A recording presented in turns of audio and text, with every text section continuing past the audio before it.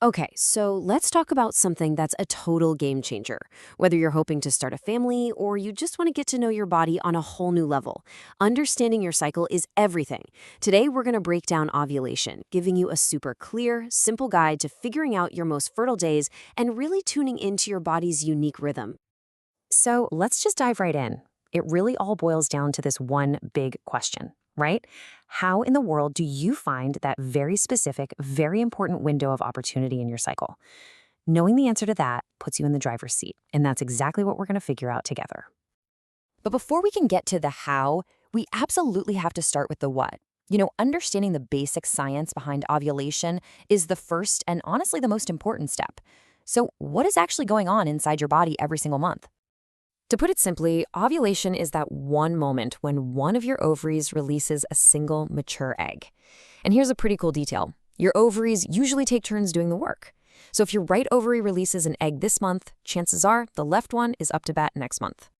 Now pay attention to this number because it is the reason why timing is so critical. Once that egg is released, it only survives for about 12 to 24 hours. That is it. It's an incredibly short lifespan, which creates this very narrow, very specific window where fertilization can even happen. Okay, so let's move on to our very first method. This is probably the most straightforward tool in our entire toolkit, the good old calendar method. This is all about using the rhythm of your cycle to predict the main event. The math here is actually super simple. First, you just mark day 1 of your period on the calendar.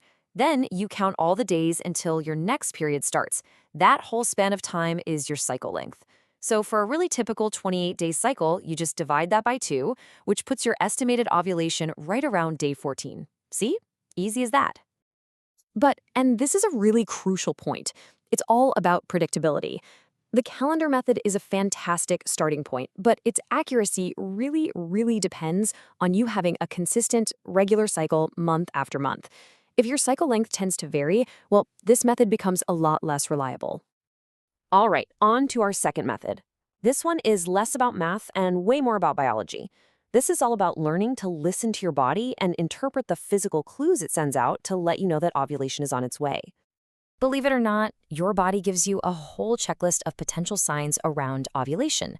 You might notice your breasts feel a little tender, maybe some bloating, or even a tiny bit of light spotting. Now, it's super important to remember that not everyone experiences all of these, but they are definitely all clues worth paying attention to. Now, out of all those signs, here is one of the most distinct and reliable physical clues for so many people. Right before you ovulate, your vaginal discharge often becomes really clear, super slippery, and stretchy. It's actually very similar to the consistency of raw egg whites. Then, after ovulation, it'll typically just disappear or change completely. It's one of the clearest signals your body can possibly give you. All right, let's get to our third and most scientifically precise method. This one doesn't rely on calendars or even symptoms. Instead, it's all about detecting the specific hormonal trigger that kicks off ovulation in the first place. The star of the show here is something called the luteinizing hormone, or just LH for short. For most of your cycle, the levels of LH in your body are pretty low, but right before ovulation, your body releases this massive surge of it. This surge is basically the final go signal that tells the ovary, okay, it's time to release the egg. So how do you actually detect that surge? Well, that's where ovulation predictor kits, or OPKs, come in. They work a lot like a home pregnancy test. You just test your urine each day. If you see one line, it means not yet. But when that second dark line pops up, that is your clear signal that the LH surge is happening, and ovulation is probably going to happen in the next 24 to 36 hours. So we've covered 3 pretty different approaches here. We've got the calendar, we've got your body's own signals, and we've got hormone tests. The final step is really about figuring out which tool, or combination of tools, is right for you. Let's put them all side by side and see how they stack up. This chart breaks it all down perfectly. You can see the calendar method is super easy to use, but its accuracy is a little low, so it's really best for people with very regular cycles.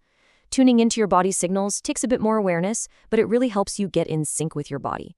And then, for the highest possible accuracy, especially if you have irregular cycles, the hormone test kit is the clear winner. It's easy to use and gives you really precise results. At the end of the day, knowledge is power.